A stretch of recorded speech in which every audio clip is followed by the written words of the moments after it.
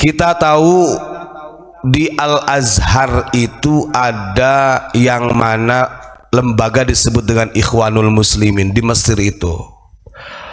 Ikhwanul Muslimin ini hebatnya, jadi rektor-rektor ini merekrut dari mahasiswa-mahasiswa para pelajar ini untuk memfundamentaliskan Islam. Dalam sesuatu segala hal harus Islami begitu. Sehingga inilah mulai cikal bakalnya faham-faham radikalisme ini mengakar ke Nusantara, ke berbagai dunia, termasuk khususnya kepada universitas yang ada di kita, karena itu target besar. Sehingga kalau dari alumni-alumni luar gitu kan, mau itu alumni dari Tarim, alumni dari Ummul Qura, kalau sekarang kita samakan mau alumni dari mana sajalah, Al-Azhar itu kalau sudah balik ke Indonesia, anak putra bangsa tersebut itu berkurang, jiwa nasionalis itu berkurang, karena di sana pelajaran-pelajaran yang di sana itu beda aja seperti yang zaman dulu gitu. Kalau sekarang itu, kalau zaman dulu ya ulama kita masih banyak yang standby di Timur Tengah, artinya sangat-sangat terawasi. Orang kitab saja, kitab karya-karya ulama Nusantara, karya-karya dari para ulama-ulama itu sebelum masuk ke pesantren itu ditasheh dulu. Salah satu di antaranya pentasihnya itu adalah Kiai Haji Ahmad Nahrawi Muhtarom yang diba'alawikan sama Bapak Lutfi bin Yahya. Hapunten sanes teh hormat, hapunten hapunten. Nah, ini kan sangat ironis ya. Jadi ketika, maka kalau sekarang kenapa pesantren-pesantren kadang-kadang yang ada di kita sendiri pun sudah keluar dari pesantren juga nasionalisnya kurang. Ya karena memang banyak pendiri-pendiri pesantren yang mengelola ini adalah alumni-alumni dari Timur Tengah. Bagaimana tidak mereka kurang nasionalisnya? Ya karena sudah dicocoki terus selama di sana ini. Bagaimana ketika dia pulang, mindsetnya si para pelajar yang belajar di Timur Tengah ini bukan untuk mengembangkan marwah, menjaga marwah NKRI, justru menjadi perusak NKRI. Kita buktikan dalam segi pakaian saja, stylenya. Ketika orang-orang Indonesia yang sekolah ke Timur Tengah, walaupun tetap ada, artinya ada yang kuatlah imannya begitulah, artinya dia tidak terpengaruh dengan gaya-gaya mereka. Tapi kebanyakan ketika pulang ke Indonesia, cara berpakaiannya ikut-ikut mereka. Bahkan yang lebih ironisnya lagi, ada tuh, saya pernah ada salah satu orang yang karena lama katanya belajar di Tarim, itu ngomong sama orang tuanya itu, Pak, sudah gak orang Sunda padahal Pak, saya punya salah satu balik ke daerah Jawa Barat itu seakan-akan ngomong bahasa Sunda, gak mau aja sama orang tua. Ya anak ente aja. Ini harusnya jangan sampai melupakan purwadaksi ini. Kalau lamun orang Sunda kudu nama paham karena pepatah orang Sunda. Kenlah belajar Indonesia, belajar bahasa Arab silahkan, gak apa-apa. Tapi ketika sampai ke Indonesia, apalagi dengan orang tua, belajar bagaimana mengembalikan bahasa etika kita kepada orang tua. Masa sama orang tua mau manggil ente, anak ente gitu kan. Nah ini ironis sebenarnya. Maka betul kalau kita lihat kenapa orang bondong-bondong ingin sekolah di Tarim, bahkan difasilitasi dengan adanya istilahnya beasiswa. Itu sistem mereka Pak. Padahal kalau kita lihat Habib Umar bin Hafidh yang Anda katakan sebagai Qutbul Ghaus zaman ini, wallahu alam, katanya saya nggak tahu. Oh ini ya salah download aplikasi ini kayaknya. Yang katanya setiap malam Jumat didatangi oleh Rasulullah, katanya dia ini mengambil sanadnya Kutubus Sittah, Habib Umar bin Hafid itu kepada ulama Nusantara, siapa lagi kalau bukan kepada Kiai Haji Ahmad Yasin Al-Fadani. Duh. Ayo, siapa saja mau Anda jagokan Fakih Muqaddam yang katanya setara dengan Rasulullah, pret itu bohong. Itu namanya gangguan jiwa, itu namanya salah mendownload aplikasi. Oh, gawenan didatangi malaikat Jibril ya terus. Emang Jibril itu teman kamu? Ini kan terlalu doktrin seperti itu. Kita pernah bersama Ustaz Abdul Muji pernah ngobrol sama salah satu orang alumni dari Tarim katanya. Bahkan pas sebenarnya ada tawaran juga ke Unik kalau mau ke Tarim, pernah ngobrol sama Mujib juga nih. Cuma kita gak berani ngomong sama Abah karena sama Abah paling ditempeleng sama Abu ya. Kalau mau ke Tarim ini saya bisa berangkatkan melalui jalur Solo katanya. Ini beasiswa. Dipikir-pikir, oh bener ya, cara mereka memang luar biasa. Merekrut para santri putra bangsa ini sengaja dibiasiswakan. Iya, dibiayai. Tujuannya ketika pulang dari Tarim ini nanti akan menjadi perusak NKRI. Sok buktikan saja kalau bukan jadi perusak. Ini banyak. Ya sekarang contoh kemarin seperti Al Ustadz Abdul Somad. Beliau ini orang alim, orang pinter banget, sangat pinter. Beliau alumni Sudan, juga di Ummul Qura katanya pernah.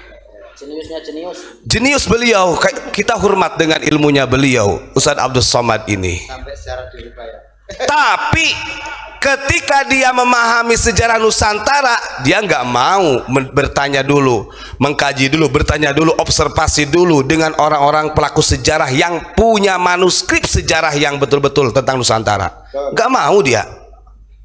Sehingga keluarlah dari mulutnya Ustadz Abdul Somad, kalau tidak ada habaib, Indonesia masih dijajah Belanda. Oh, justru kalau tidak Anda campur tangan habaib, kalau tidak ada mufti Batavia pada waktu itu dan anak buahnya, justru pemerintahan Hindia Belanda sudah hengkang lebih duluan itu. Karena kuatnya itu karena ada dari klan Ba'alawi yang direkrut di pemerintahan Hindia Belanda. Itu sejarah nyata loh. Masa mau kita buka lagi manuskripnya? Bagaimana ketika Habib Ismail Al-Attas, ketika dia diperintahkan oleh Mufti Batavia membacakan doa untuk Ratu Hilmina di regensinya Pasuruan dan Malang, orang Indonesia amin-amin saja karena bahasa Arab dikiranya doa, padahal mendoakan Ratu Hilmina. Khianat itu. Maka saya katakan, mau itu alumni dari Timur Tengah dari mana saja, kalau kembali ke Indonesia maka tidak menjamin keilmuannya akan betul-betul mengangkat martabat bangsa Indonesia. Gak menjamin. Khawatir sebenarnya kalau kita ketika banyak orang alim puluhan tahun belajar di Timur Tengah, jangan sampai kita ini digolongkan seperti dalam ayat Al-Quran ini. Kenapa saya baca ayat Al-Quran ini? Ini adalah salah satu karya dari Abu Yamamah Ghufran, Al-Muhimmat Fitafakuhid Diniyah wal Wataniyah, supaya kita memahami agama dan bangsa secara utuh. Nih, Allah Subhanahu wa Ta'ala berfirman dalam Al-Quran, jangan sampai harta sudah habis banyak untuk mencari ilmu, tapi untuk membela NKRI yang utuh tidak bisa. Coba bongkarlah. Kalau mau buka-bukaan Robito Alawiyah secara ADART-nya silahkan buka. Organisasi ABI silahkan buka. Petanisia silahkan buka ADART-nya. Kalau hanya sekedar mars, sekedar ucapan, oh kami NKRI, ya sekarang NKRI gak tahu kalau kedepannya jadi NKRB. Bisa jadi sekarang negara kesatuan Republik Indonesia 20 tahun, 30 tahun, 40 tahun ke depan nasib anak cucu kita jadi NKRB, Negara Kesatuan Robitoh, bukan Republik Ba'alawi itu NKRB. Wah, pret itu perang dulu ini. Jangan sampai, makanya dulu kalau orang-orang tua dulu kalau punya anak ini, kenapa harus dipesantrenkan kepada pesantren yang salafiyah? Karena kalau mengenai tentang cinta negara itu terbentuknya dari pesantren-pesantren yang salafiyah seperti ini, Pak. Kalau sudah modern yang sudah berafiliasi dengan yang lain, waduh, agak sulit untuk menanamkan jiwa NKRI, agak sulit. Nih, ini ayat buat kita semua nih. Dalam Al-Quran Allah Subhanahu wa Ta'ala berfirman, ya kalau ini ya buat siapa saja, buat UAS ya bisa, buat siapa saja lah. Walaqad zara'na li jahannama katsiran minal jinni wal insi lahum qulubun la yafqahuna biha walahum a'yunun la yubsiruna biha walahum adhanun la yasma'una biha ulaika kal an'ami balhum adall ulaika humul ghafilun. Yang artinya, dan sesungguhnya kami jadikan untuk isi neraka jahanam kebanyakan dari jin dan manusia. Mereka mempunyai hati tetapi tidak dipergunakan untuk memahami ayat-ayat Allah. Mereka mempunyai mata tetapi tidak dipergunakan untuk melihat tanda-tanda kekuasaan Allah. Dan mereka mempunyai telinga tetapi tidak dipergunakan untuk mendengar ayat-ayat Allah. Mereka itulah seperti binatang, bahkan lebih sesat daripada binatang. Ulaika humul ghafilun. Mereka itulah orang-orang yang lalai. Duh, jangan sampai kita punya ilmu disia-siakan. Saya yakin, maka saya katakan orang-orang yang di media ini wah pinter-pinter. Para muhibin-muhibin yang membela sedemikian rupa, yang membela paduka-padukanya itu orang-orang pinter. Ya jebolan pesantren, mereka juga belajar di universitas. Tapi kenapa menafikan perjuangan nenek moyang kita yang tumpah darah untuk memerdekakan Indonesia, yang jelas-jelas ternyata tercatat di dalam sejarah bahwa Ba'alawi ini dibawa oleh Belanda untuk memusuhi dari duriah-duriah Wali Songo. Buka sejarah, banyak sesepuh di kita itu yang megang sejarah ini. Harusnya orang-orang yang belajar di Timur Tengah jangan merasa cukup ilmu Anda di sana. Kalau kita lihat sanad ilmu itu yang dipegang oleh ulama Nusantara, itu sanadnya itu intisab kepada Rasulullah. Sampai manhaj Syafi'i saja itu sampai kepada ulama kita.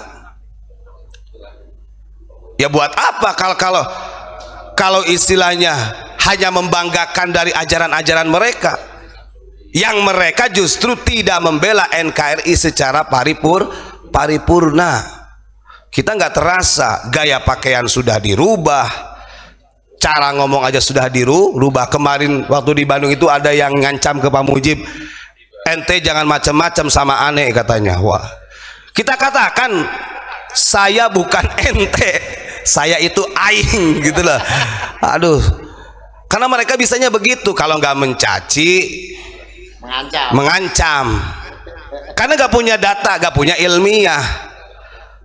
Saya sudah gembar-gembor dari beberapa bulan yang lalu. Silahkan beranitah istilahnya mengkanter dari data yang sudah kita sampaikan, baik itu pembelokan sejarahnya, pemalsuan daripada silsilah thariqah yang dibikin oleh Habib Lutfi. Kalau memang merasa itu salah, benarin dong. Karena Anda membuat buku panduan Sadiliyah yang dibikin oleh Pekalongan ini sudah puluhan tahun, Pak. Dan itu sudah ditawasuli orang banyak, bisa jadi jutaan orang. Sementara tawasulnya salah, silsilahnya salah karena dihabaibkan, padahal itu orang Nusantara. Rubah dong, kan punya santri. Ya, kalau tidak bisa merubah dengan sendirinya kan bisa nyuruh kepada asistennya rubah. Jangan dibiarkan. Ini namanya perusak daripada silsilatul masyayikh min thariqatis Syadziliyah. Begitu ya.